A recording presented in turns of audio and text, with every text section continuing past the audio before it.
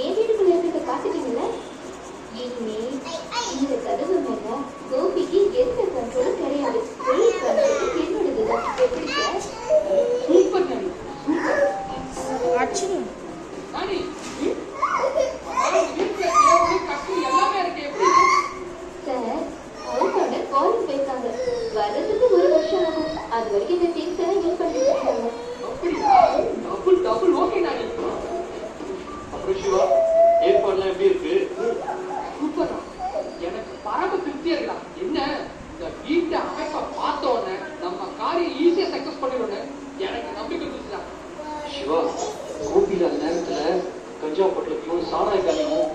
அலட்சியமா கொண்டு வந்து இந்த வாசல் வழியா கோபியோட போர்ஷன்ல வச்சுட்டு போலீஸ் ஒரு அண்ணன் நம்ம ஸ்போன் பண்ணு வச்சுக்கே கஞ்சா கேஸ்ல கோபி உள்ள போயிடுவான்.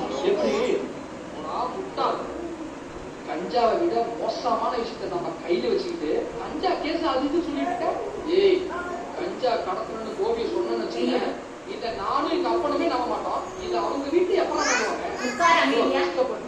பண்ணி உள்ள தர நினைச்சியா அவன் என் கம்பெனி என் மாமனாரை விட்டு வீட்டை விட்டு வெளியே இருக்கணும்டா. அவன் குடும்பத்தை விட்டே வெளியே இருக்கணும்.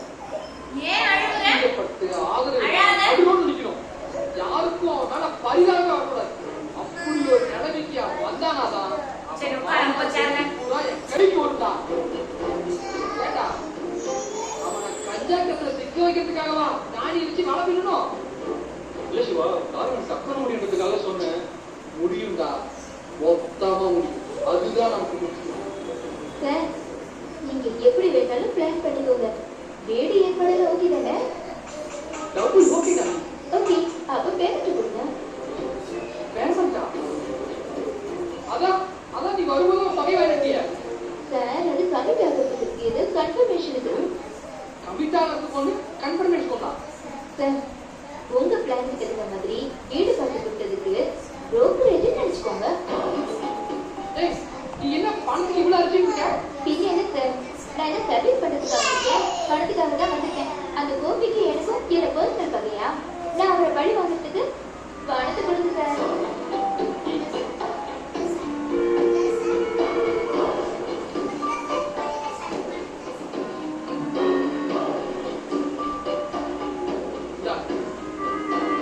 எவ்வளவு சார் இருக்கு? 10,000.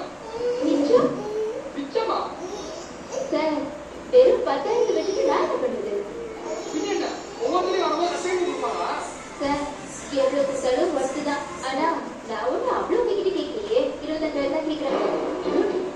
25,000? என்ன விளையாடுறீங்க?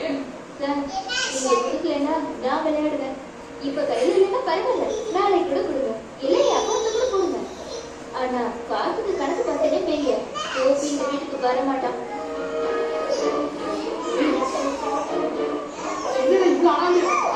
சார், எது சார் நடவடி காட்டிருக்கீங்க? என்னமோ கோயில் கும்பாபிஷேகத்துக்கு தொண்டு செய்யற மாதிரி பேசுறீங்க.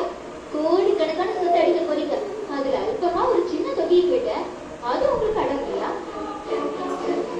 இல்ல பழனிசாமி, என்னை கூட்டிட்டு வரும்போது என்னோட டேர்ம்ஸ்ல உங்க கடைக்கு சொல்லலையா? இருமா, நான் பேசிட்டு வரேன்.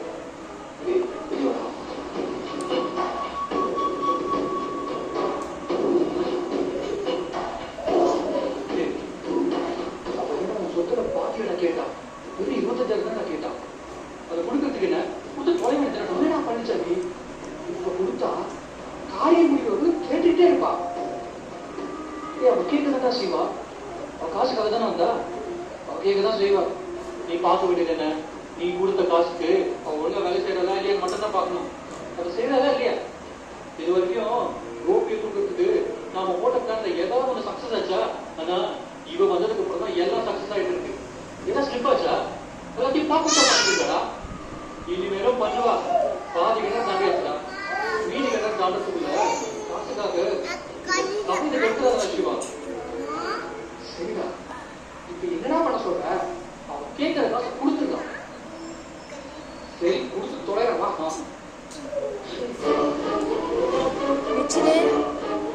சார், நீங்க பேசுனதுல நான் கேட்டுட்டு இருந்தேன். உள்ள வாங்க.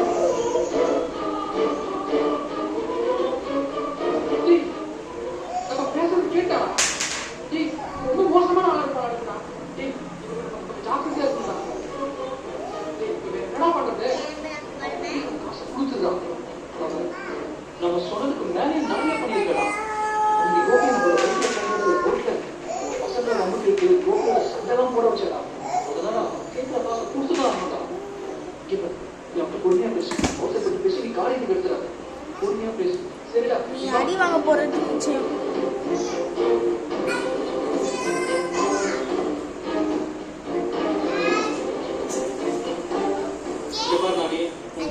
சிவா அக்கவுண்ட்ல போட்டுருவாரு. மேற்கொண்டு நீ என்ன பண்ணணுமோ பண்ணு.